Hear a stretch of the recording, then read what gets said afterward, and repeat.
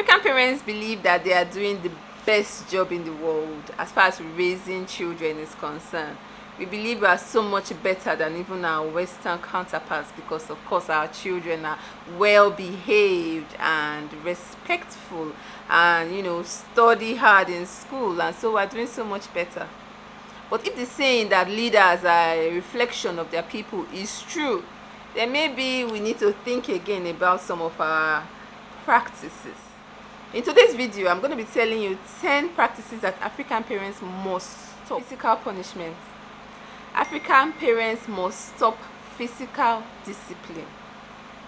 I have 3 children and I can tell you categorically that we do not need to physically assault children in order to instill the values that we want them to have.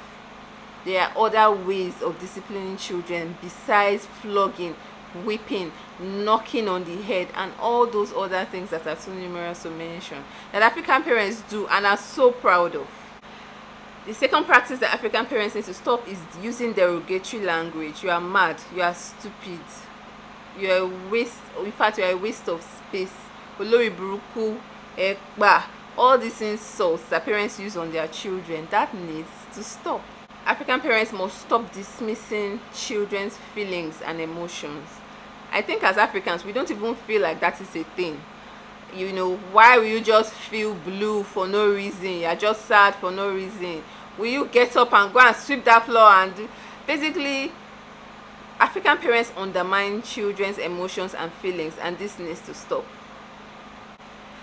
African parents focus mainly on academic influence and completely ignore any kind of passions or talents that a child may have. That focus on academic achievement pushes them to drive these children sometimes to points that are just sad.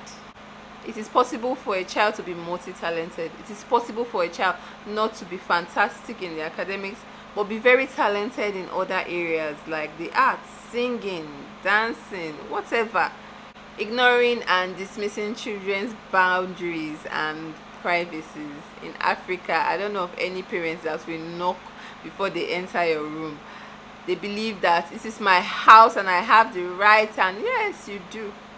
But children have a right to a certain amount of privacy and they are entitled to boundaries as well.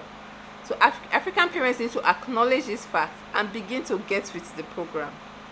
Using children to achieve their dreams and financial gains. Most parents in Africa are living vicariously through their children. All those parents who could not for any reason become doctors and lawyers have sworn that their children will study law or medicine or engineering. And this causes them to push these children even to careers that really are not of their choosing. Failing to teach children about consent and healthy relationships.